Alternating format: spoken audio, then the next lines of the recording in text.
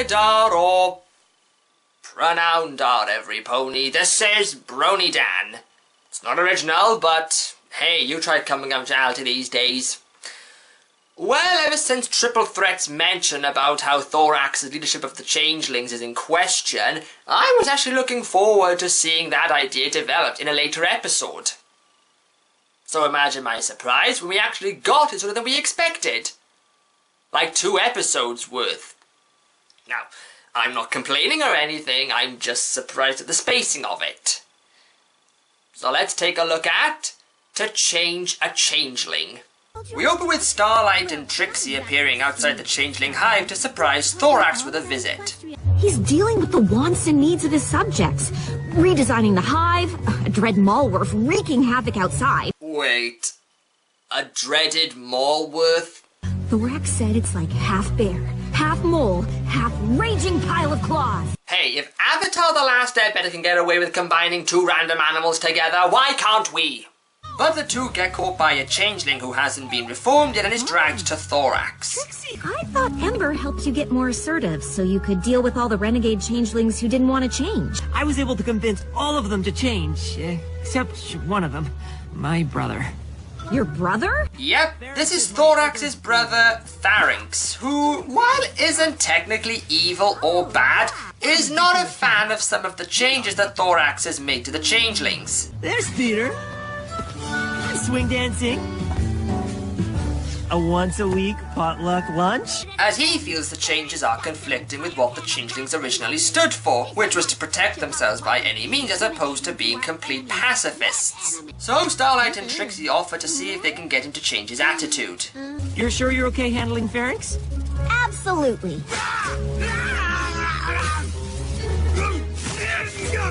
Look, hey, maybe he just has hay fever and doesn't want the flowers there in case he starts sneezing. You know, you're a lot like us. Doubt it. It's true. Do you know who Twilight Sparkle is? She made me unsure about my place in the world, which led me to act out against her. And I used to be a dictator who ran a village with an iron hoof. But now, Trixie has come to terms with being second best. And I no longer control ponies against their will. Wow, so you're both losers. Well, give them a season, Pharynx. You might change your mind. Well, when that doesn't work, Thorax takes Starlight and Trixie to the Feelings Forum, a safe spot where changelings can get away from the stressful world and express their true feelings about what they feel is wrong and everything that affects them on such a personal level. Sweet Jesus, it's a modern-day university! You know who spends all his craft time making spears. He's scary and intimidating. You know who makes me uncomfortable. He makes us all uncomfortable. Everyone, please! I understand Pharynx can be challenging at times. Pharynx? We're talking about Voldemort. His obsession with Muggle weaponry is starting to freak us out a bit. It sounds like your lame feelings forum is for talking about me behind my back. Definitely a modern-day university. So with all the changelings wanting Pharynx to be banished, Starlight and Trixie feel that Pharynx isn't worth reforming. Giving up a bit too quickly, aren't you? And decide to tell Thorax that he should be banished. But he tells him about how Pharynx used to stand up for him when they were little and that he feels that there is some good in him. Step away from my brother. Aren't we all technically brothers? I mean, we all hatched from the same mother, or is there some kind of, like, biological thing that separates us and— holy shit, I just wet my carapace!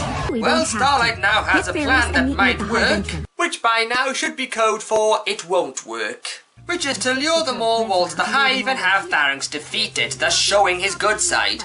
However— Pharynx is missing. Wait for it. And the dread Malworth is coming this way! Told you. So now that she is basically doomed the race, Starlight and Trixie go with Thorax to save Pharynx, but the other changelings don't want to go. Oh, sure. You can all stay here, not help Pharynx, and he won't bother you anymore. It's your choice. I see in your eyes the same fear that would take the heart of me. A day may come when the courage of men fails, but it is not this day. This day we fight! I just can't believe not a single changeling was moved by it. Ah!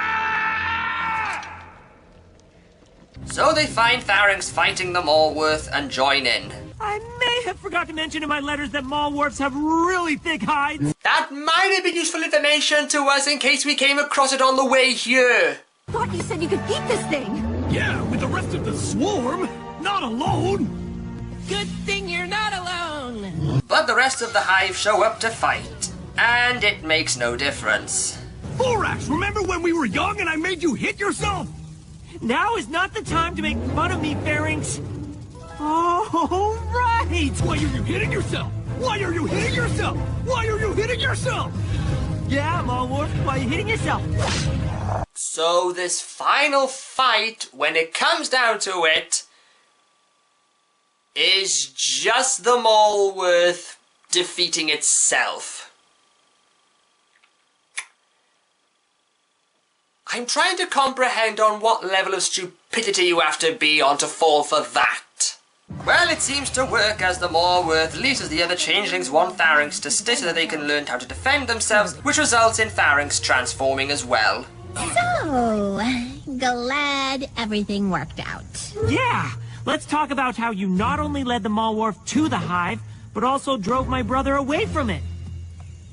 I am so sorry about that. Well, if I'm going to banish anyone today, might as well be you two.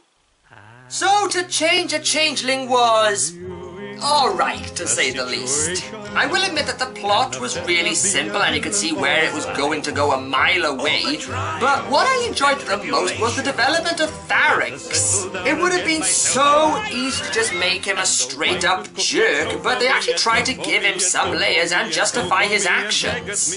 I made a joke earlier in the series about how every episode with Starlight would be her making things worse, and I'm sorry to say that I'm right. I mean, this is now the third time it has happened now. I just think there could be other things you could do with her. Overall, the episode is fine as it is. This is BronyDan saying, Nostar. I don't want nobody hurt for me or made to do the dirt for me. This rotten life is not for me. It's getting far too hot for me. There is no in-between for me. But who will change the scene for me? Don't want no...